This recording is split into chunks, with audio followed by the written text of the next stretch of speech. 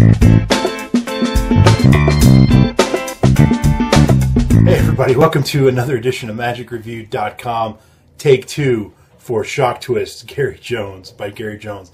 I totally screwed up the other one a minute ago. Let's see if I can make it through this one. I usually don't edit my videos. I just go with what happens, but the last one was pretty bad, and I don't script these at all. So anyway, basically what you're getting, it's a packet trick, and let me just set it up here, sort of. Yeah, okay. Where you spread out, you show 4 face-up cards, 4 of a kind, and then you put the cards behind your back, turn the packet over, which you can't do it in front of the audience. You have to do it behind your back. You have to manipulate the cards, we'll say, behind your back. And then you come out with the cards face down, and then you do several Elmsley counts to show one of the cards turning face up while the others turn face down, and one turns face up, the others turn face down. Then at the end, you have this kicker, which I don't know if I can show you on the camera because it's such a weird angle, but you take the last one. Oh, whoopsie, let's see. Here we go. So you've just shown them one at a time, turning over, and then you make this gag. Oh, well, I'll do the last one visually, and then you pick it up and you turn it over. Not a fan of having the method require you to do that, but unfortunately it does. Anyway, then you quickly say, no, look, they're all turned over. And not only that, but they don't actually have blue backs like you thought. They got a pink, a black, a green, and a red. So that's the basic effect that you're getting. It's the kicker that you're really, is the payoff there. So if you like the effect, the method's pretty much fine. It's an Elmsley count and a couple of gimmicked cards in there.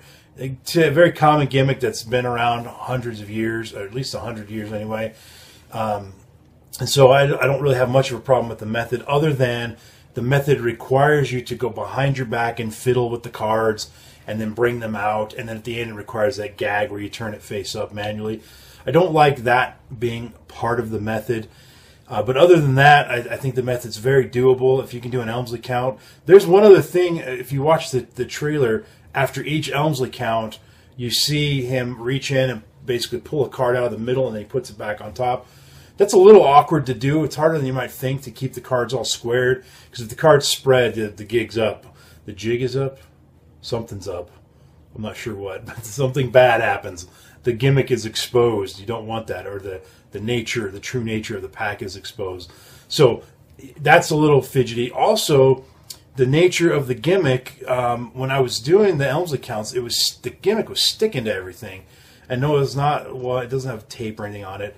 It's used as a principle that's used in the Invisible deck.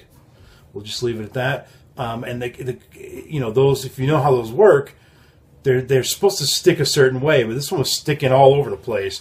And I finally, after working with it, I finally got to stop doing that for the most part.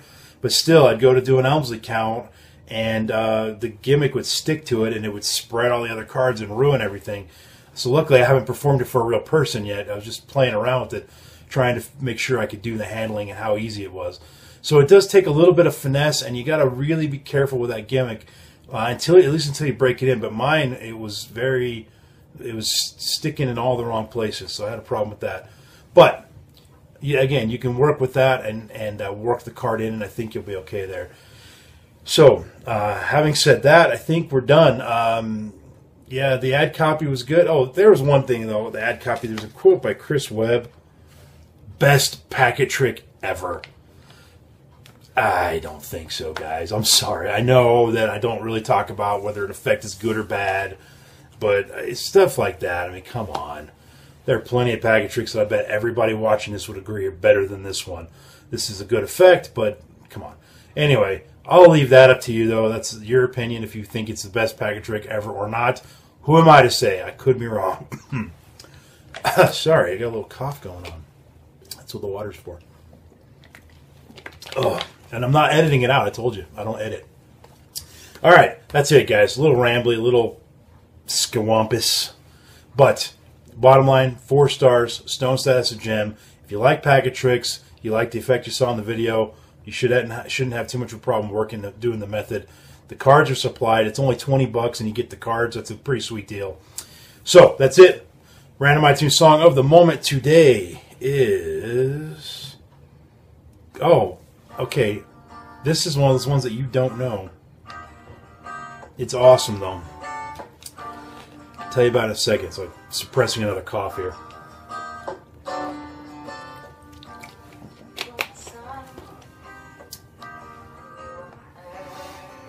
This is Cry Me a River I Need by Mallory Everton. You probably don't know who she is.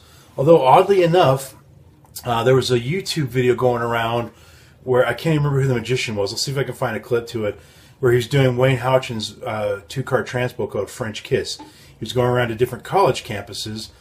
He put, the spectator puts a card in their mouth, you put a card in your mouth, and then they trade places. Well, Wayne Houchin just holds hands with the spectator or looks him in the eyes to make it happen. This magician was going around actually convincing the spectators to kiss him on the lips and make the transposition happen. Of all the people in the world, of all the colleges in the world, Mallory Everton is one of the girls in the video that he gets to kiss him. Total coincidence. I actually knew her. She's on a TV show called Studio C, which is a local show here at BYU. I guess they have a broadcasting thing or whatever, but it's on BYU television, and it's sort of like a Saturday Night Live type of a sketch show. I knew her before that, though. They make a lot of these funny parody videos. Maybe I'll send a couple clips in the YouTube description of those as well. But I was checking out her channel, and she had this song on there that she did that was a mashup of Cry Me a River, and I think it's called All I Need by Radiohead. Crap, sorry, I don't remember who. I'll get all the details and put it in the description. Anyway, I said all that to say, here's this random song from this girl that I don't really know. I've talked to her on the phone because we were looking at using her to do a video project, her team. And I have her video on here, or her song on here. And then suddenly she shows up in a magic video. I just thought that was kind of weird. Anyway, man, this is rambly. This whole iTunes thing is longer than the actual review was. So I'm going to shut up now, post all the crap I was just rambling about in the description below for your reading and viewing pleasure. That's it for me, guys. Peace and out.